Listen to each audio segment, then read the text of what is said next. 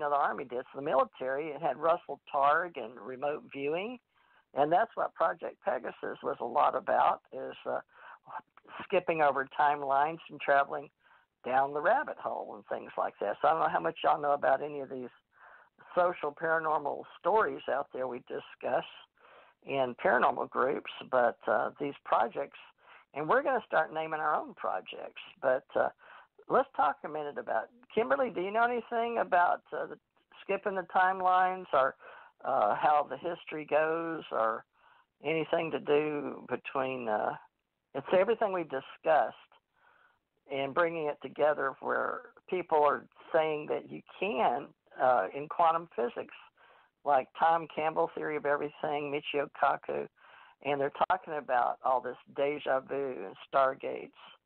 Somebody's calling in. Let me see who it is. But Kimberly, go ahead and talk about that. 909, you're on the air. We're going to talk to Kimberly about jumping timelines. Who's this? This is Tessa. Hi, Tessa. Tessa Dick?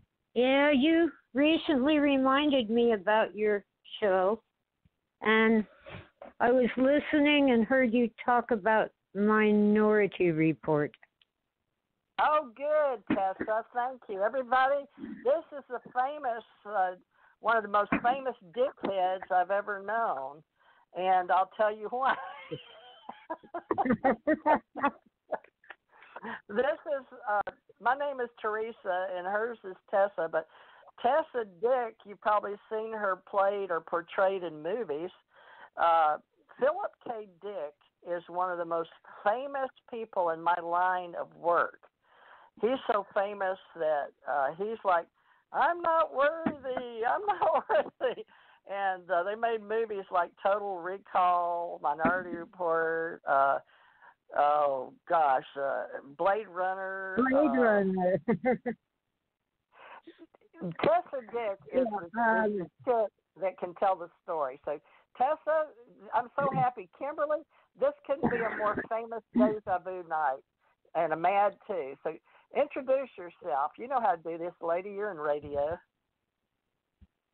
Oh, well, I'm worn out from the second Philip K. Dick Festival in Fort Morgan, Colorado, where Phil's father lived a long time ago, and Phil and his twin sister Jane are buried there in Fort Morgan. Anyway, it's apparently every 2 years there will be a festival to celebrate his life.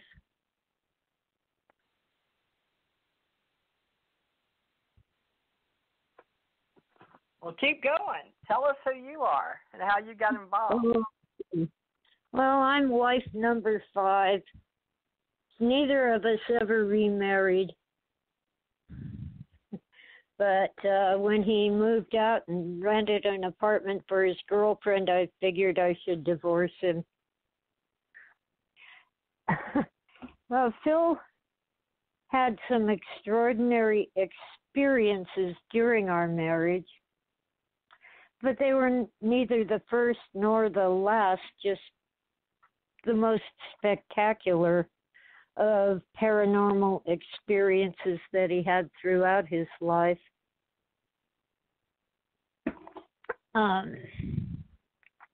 And there are lots of movies that are supposedly based on his work, but the only one that's truly faithful, well, I guess I have to say A Scanner Darkly, but I don't think they understood the point of the book.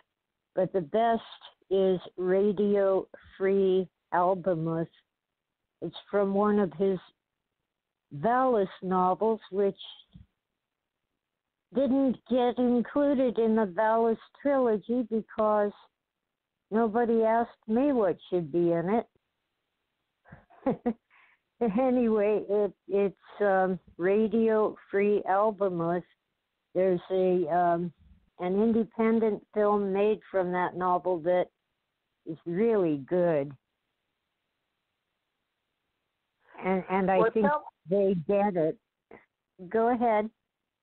I was just going to, mention anything you can because we're, live recording, and I am a researcher and an archivist, not to mention an author and writer, and great fan of being a dickhead someday, but I'm still not a dickhead. But talk about his books, and the fans are called dickheads for Philip K. Dick, folks, so for all you nerds out there. But Kimberly, you know who we're talking about, right? Ooh, where's Kimberly? Oh, she's on mute. There. Oh, I'm listening. I'm learning. Oh, okay. You know Blade Runner, right? The movie? Yeah. His novel was titled, the novel was titled, Do Androids Dream of Electric Sheep? And that's why they named. Oh, Tessa, that's why they named me my show. Oh my gosh, I just got it. You got it. Well, yeah, but Clyde Lewis had me on his radio show. I don't do that many shows, but I agreed to Clyde Lewis' show out on the East Coast, and he put. What do aliens or what do ETs dream of? I think he said, or do they dream of electric sheep? And they put little sheep up there. So that was my claim to fame. And I had no idea it had to do with Philip K. Dick. I'm so honored now. Thank you, Clyde Lewis, if you can hear me out there in Tessa Dick land on the I think he's in Washington or Oregon. You know who he is? I've been on Ground Zero twice. Clyde Lewis's show. He's a great guy. Well, he was so sweet to me. He treated me like royalty. Did he do that to you? Oh. Makes you feel like you're. What? He's got a style. Oh my gosh, folks! Talk about an officer and a gentleman. Not, but he just has this. Makes you feel like it's an honor to be human. Or alien. You're walking the hobby. I got to be on Coast to Coast finally. Yay! Well, you deserve it. You deserve it because you know the real deal. I was on with Jimmy Church on a Saturday night. A fill-in host. Yeah, I know Jimmy Church. He's a friend of mine on social media, and he talks to me a lot. He asked me what I was going to do. He said, who's going to write the business plan? I said, you write it. my club, the Alien Stargate and all that, the Allied Command. That's what we're doing tonight is introducing all that. Well, good. Go ahead. Well, you need to ask him. You need to ask Jimmy Church when he's going to have me on Fade to Black. You want to be on Fade to Black?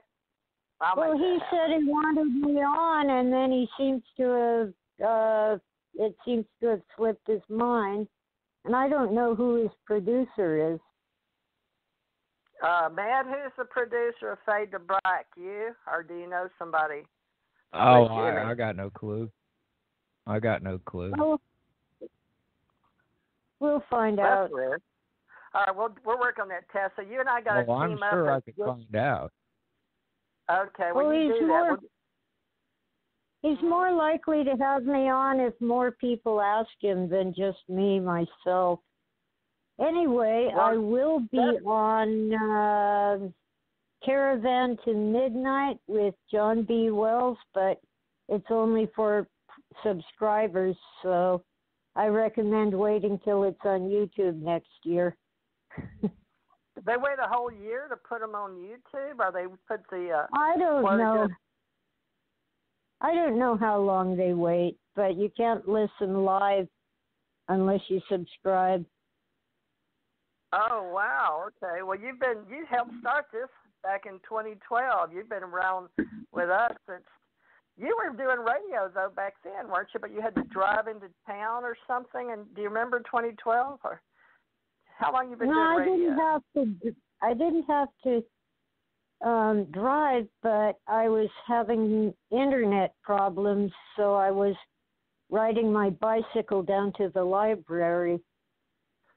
My show also went through Blog Talk, but I've been doing that again now that I have internet at home, but I'm looking at new horizons and other things to do with my time. Aw. Well, come back with us, whenever you can. I have a small but loyal following, and they'll follow me anywhere. Aw, that's so sweet. Most of mine are radio hosts.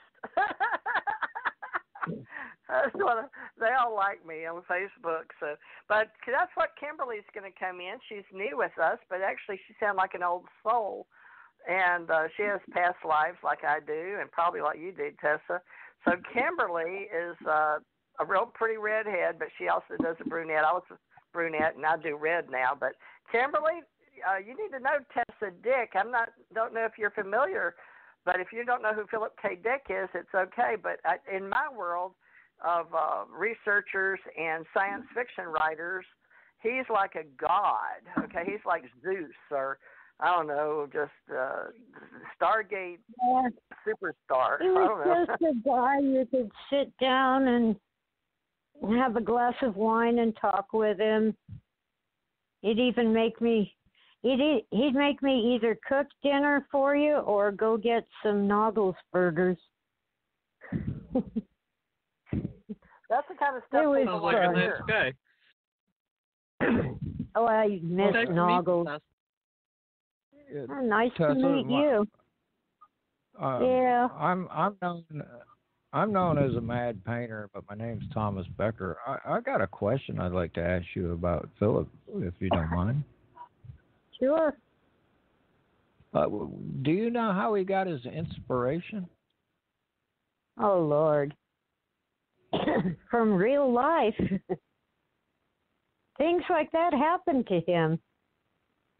Tell him about the light and tell him about the same. Amanda, do you know about the lady, the alien that came to see him with the blue light?